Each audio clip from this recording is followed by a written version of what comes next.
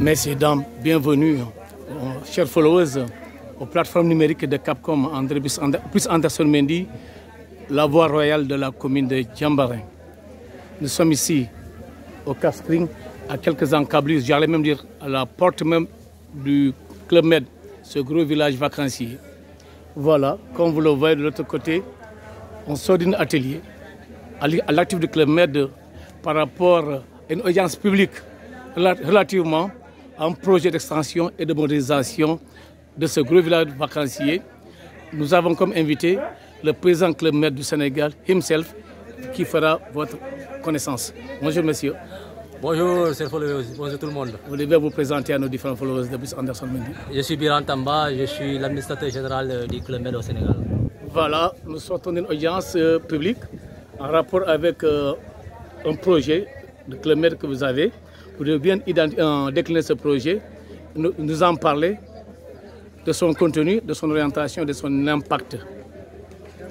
Oui, aujourd'hui nous sommes retrouvés ici dans le cadre d'une audience publique relative à la validation du projet d'étude d'impact environnemental, du projet d'extension et de rénovation du Club Med.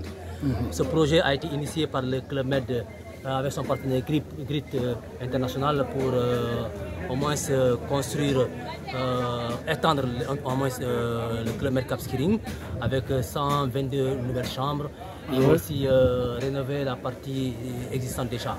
Donc nous sommes au bout du processus. Aujourd'hui nous sommes en train de rencontrer la population de Cap Skirring, Djambarin et tout autour pour au moins leur faire part de ce projet, voilà, des recommandations qu'ils ont voulu bien nous faire voilà, et comment nous comptons quand même mener ce projet.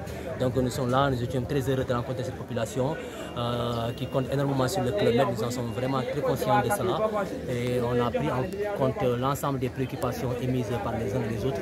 Nous allons essayer de voir comment les échanger ensemble et voir comment aussi les prendre en compte, Inch'Allah. Le souci ou l'idée de ce projet, l'idée n'est-elle pas certainement cette mise à jour donc, du Club Med, n'est-ce pas, pour quand même se tirer à la hauteur donc, de l'aéroport mitoyen, voilà, c'est votre voisin, l'aéroport est là, Club Med est là, et l'aéroport est en train de connaître sa mue voilà, technologique.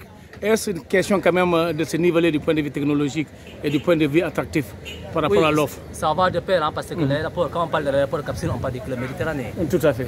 Voilà, donc l'aéroport existe, c'est grâce au Club Med, parce que on parle d'aéroport international, c'est grâce aux vols internationaux que le Club Med déploie pour venir ici. Donc nous sommes quand même très ravis de voir au moins l'initiative qu'a prise les autorités du pays pour pouvoir effectivement permettre à l'aéroport de faire sa mue. Voilà, et de mettre l'aéroport au niveau international avec l'allongement de la piste, la construction du terminal et tout ça. Voilà, et ça coïncide effectivement avec le projet d'extension et de rénovation du Club Med Cap Skirring. C'est tant mieux pour le tourisme. Qu'est-ce qui va changer en termes de ce projet d'extension au Club Med? Qu'est-ce qui va changer dans le fonctionnement régulier du Club Med? Non, ce qui va changer, c'est qu'on aura encore beaucoup plus de tourisme. On aura un troisième vol qui va venir directement de Bruxelles. On aura aujourd'hui effectivement ce qui sera proposé en termes de services et tout. On va monter d'un cran. Voilà, c'est tout un système aujourd'hui qui change. On va booster le tourisme au niveau de Cap Skirring avec ce projet d'extension. Booster le tourisme au niveau de Cap Skirring. Autrement, on va finir avec la saisonnalité touristique pour s'inscrire dans l'annualité touristique. Au lieu de 6 mois. Malheureusement, non. Parce que, non. Ce qui se passe, malheureusement, on ne va pas être annuel parce que vous connaissez les conditions météorologiques de la zone. On ne peut pas créer un village de vacances pour une activité 12 mois sur 12. Voilà, c'est la principale contrainte que nous avons. Et aussi, il y a d'autres contraintes liées à l'exploitation du village pendant la saison d'hivernage et tout.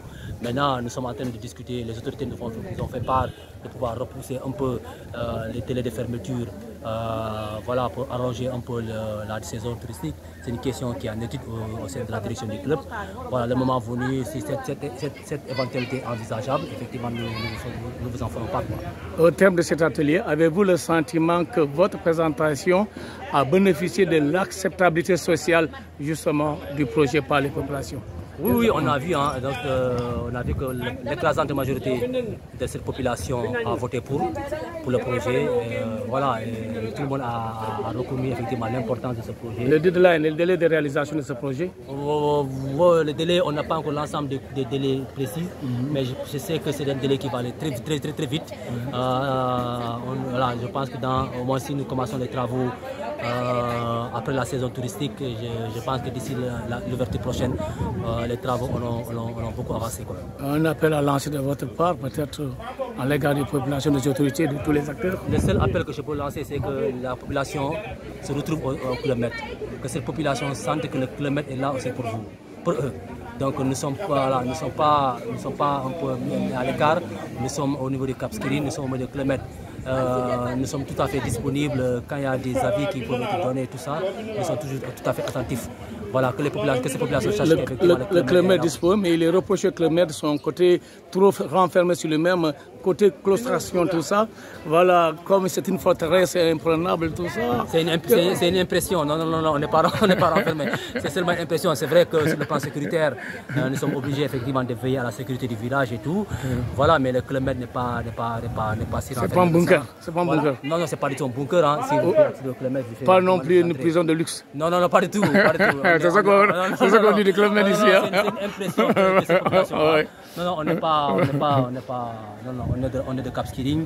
Nos employés sont d'ici, certains managers sont d'ici.